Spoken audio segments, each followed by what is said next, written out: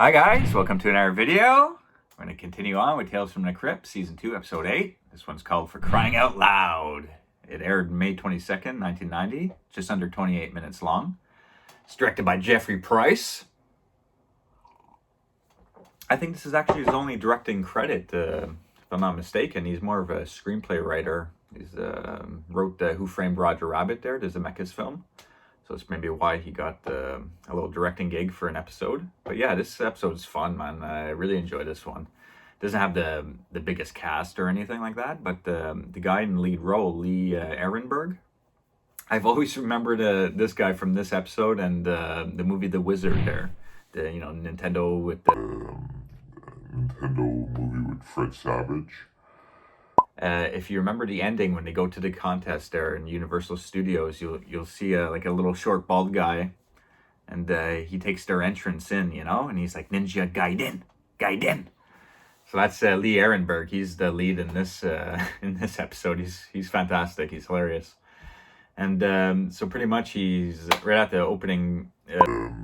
Credits kind of we just see like electric chair. This guy's all ready, they go to his death, he's happy about it. He's like, come on, let's get this going, juice me up, he's like, he's like, we don't know why, he just can't wait to die, but we're gonna find out. But the guards are like, what the fuck is going on? Why is he so happy? And he's talking to himself because we get this voice in his head or his ear, and it's supposed to be his conscience. And that voice is Sam Kinison. He's a famous stand-up comedian, and so he's hilarious, as playing his conscience throughout the episode. So they put him to his death, and now we go back and see what occurred for all this to happen. So yeah, we see our main guy at the doctor's office. And he's like he has problems with his ear. He's hearing this noise, so he's asking the doc, what's going on. And he's like, just take a couple of these droplets, alcohol droplets, Q-tip swab, and that's it, He's like, well, that's it for $200. He's like, well, get out of the music industry, because we find out he's like he owns a club and whatever. He works closely with bands, and all that shit. I guess I don't know if he's a manager or whatnot, but yeah, he owns the club there that Iggy Pop is actually playing in. He's in this episode. Iggy Pop, oh my God. I can't believe this guy. This guy's a mess, man. He's really cracked out in this episode, boy. But, but when he's talking to the doctor, he's like, Sounds like this. So it sounds like a voice trying to come out kind of thing, So, he tells the doctor, oh, I'm getting out of the music business, is tonight soon enough, and then we head over to his nightclub, and, Iggy Pop and the Leather Weasel's playing, and they cut the song. They're like, okay, let's get motherfucking Marty Slash out on the stage, the coolest motherfucking man putting together these benefit concerts to raise money for the rainforest and the Amazon. And Iggy Pop's like, we need fucking oxygen, saving the fucking trees, going off. And it was like Marty Slash, Lee Ehrenberg, he comes out, hugs them, they raised $1 million. They have a big check out there and on the stage. And he has one of his buddies dressed up as like an Amazon guy, all native or whatever, I don't know. He's like, he has makeup all over the place, has freaking like feathers coming out of his head.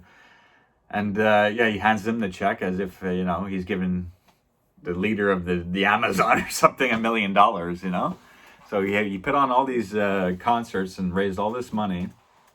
And he faked giving over the $1 million check. And we find out he's like, he shoots that guy out through the back door. He's like, thanks for doing this for me. Flying in that guy from the Amazon would cost way too much. He's like, oh, you don't have to explain anything to me. Shoots him like $10-20 for cab fare and sends him on his way. But the $1 million he has, in a safe in his office. So he's been accumulating all this money just to get out. He's fed up at his business. He's always trying to please these drooling rock stars. He's fed up the noise. So he has $1 million and he's ready just to take off, So he's up in his office getting the money together, putting it in the briefcase and everything.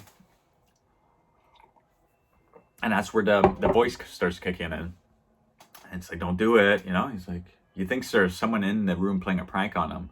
And the voice like, don't touch that money, you know? Don't do it. So finds out like it's his conscience and it's an inner voice. you know, like trying to tell him to do the right thing, but he's just so sweaty. He's a short little bald guy. In this episode, he has like really dark circles under his eyes.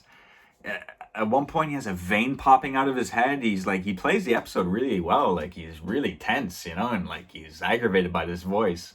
But the episode itself is, you know, quirky, you know. It's just fun. I really enjoyed it. And so when he's arguing with his like voice and everything, there's a knock on the door. But prior to the knock, we see a cop pull up. So we're like thinking it's the cop, maybe, you know. But it's this beautiful babe, you know. She's all dressed up at the door, you know, and he lets her in. She's like, you do so much for the Amazon. You know, someone's got to do something for you, you know. So he's like, oh, that's nice. And, you know, he thinks he's going to get lucky maybe or something. But we find out that she's his banker, and she's in like disguise, you know. He didn't even recognize her. And she tells him that, you know, I saw that you took $1 million out today in cash, you know, and I know, you know, when those people or whoever you give that check to, when they cash it in the morning, it's going to bounce, you know, but he'll be long gone. He already has plans, he has a plane ticket, you know, he already has plans to be out of there. So he's like in a bit of a predicament. He's like, well, what do you want, you know? She's like, half, you know? He's like, okay, you know, half is, you know, 500,000 is better than nothing, you know? It's more than what I had before, you know? So she's counting, he's like, count it out, you know? She's taking that out of the briefcase, and he's like behind her closing the friggin' blinds. Because there's this little window that looks down onto the, you know, where the bands are playing and the crowd and everything. It's a decent little club size. There's maybe, what, I don't know, a few hundred people at this place. So, yeah, I guess the cop is being led towards his office while this is happening, too, in the office. And while she's counting out the money, he's like, he sees the guitar over on the couch. And the voice like, don't do it, you know? And he's still having to deal with that voice, you know? And when she's counting the money, he grabs the guitar and he's like, you know who gave me this guitar? Peter Frampton or something like that. You know, he hits her in the head with the guitar. Or is it Pete Townsend, I think it is, from, is it The Who? My God, I haven't thought about these bands in a long, long time. But yeah, I'm pretty sure he says Pete Townsend and whacks her in the head with the guitar. And it's a nice little funny shot from like the other side of the blinds. And you just see the shadow silhouette with the guitar hitting the head. So, yeah, she's done. And that girl's real name in real life is Katie Seagal. She's decent in this episode. I don't really remember her in too many things, though. And yeah, so when she's done there, he sees this like little drum case kit, you know, and he fits the body in that, and the voice is still talking to him and all that shit, and he fits the body in there, and it says Don Osmond on it, property of Don Osmond. But when he just fits the body in, the cop knocks on the door with one of his employees, you know, leading the cop up to his office, and they're like. But he's like, you know, shut it, you know, he's swearing, he's telling the voice to shut up, you know, and he's making tons of noise, and the people can hear on the other side. So when the cop comes in, he's like pretending he's playing the guitar and shit. He's like, oh, I'm sorry, officer. You know, because of the job, my hearing is not as what it used to be and all that shit. So the cop is just saying, you know, keep it down. There's lots of noise complaints. He's like, okay, you know, he tells the guy, okay, you know, lower the volume, the overall master volume. And yeah, the cop's ready to leave, and he sees the Donny Osmond drum thing, you know, and he's like, no, that's music, the cop goes, you know. And then he walks out, and he tells the guy to take that drum thing and, you know, send it to Donny Osmond, which is a strange move. He should have just left it there. So I guess that guy's going to ship that body over to Donny Osmond at some point. So while everyone's gone, he's in the office alone. He's still fucking, like, aggravated with this voice. He's really like getting frustrated with it. He takes all the stuff the doctor gave him that day. Alcohol, he's pouring it like so much, you know, it's burning, and he's got these long Q-tips, he's breaking them in his ears and shit. He even has a pencil at one point. He's got right to his fucking eardrum, you know? But he's like, no, I'll walk out, you know, where the loud music is, you know? So I can't hear you. But man, when he walks out, my God, he looks like shit, you know? He looks like he's really struggling. He's sweating, dark circles under his eyes. His shoulders are tense. Big vein popping out of his head. Yes, Pumpkin? Yeah? Yeah?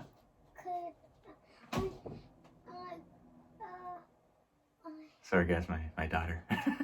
Okay, just 2 minutes. I'm gonna finish this review. I'll come help you. Okay? You can sit there and just watch me in 2 minutes. So while he's walking out, you know, the voice is like talking to him and like saying, "Oh, I killed my banker," you know, out loud and everything.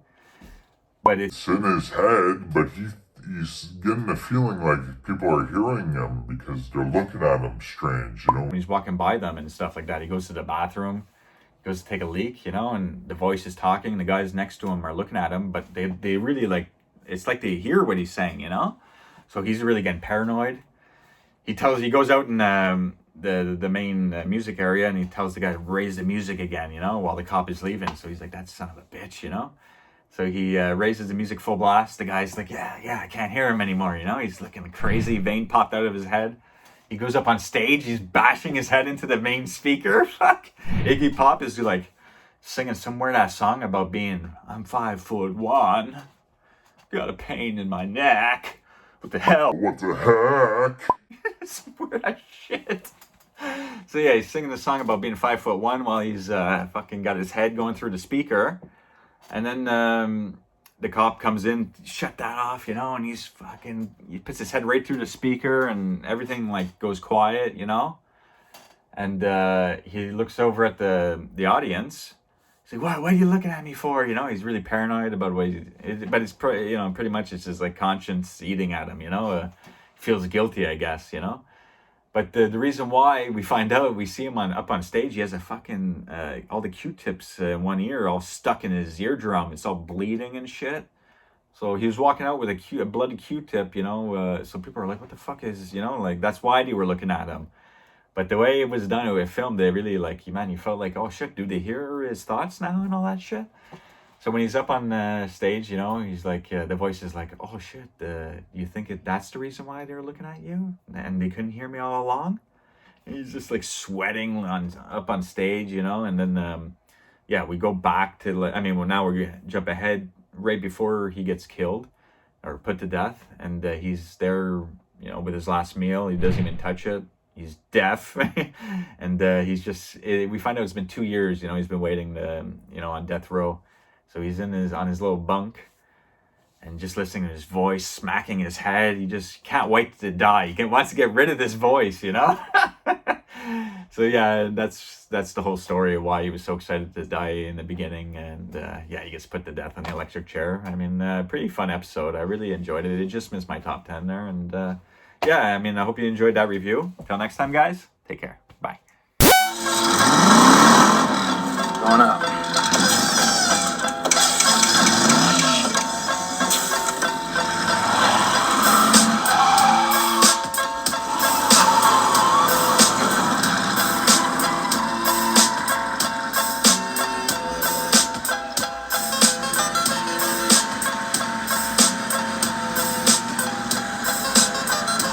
In the office, baby.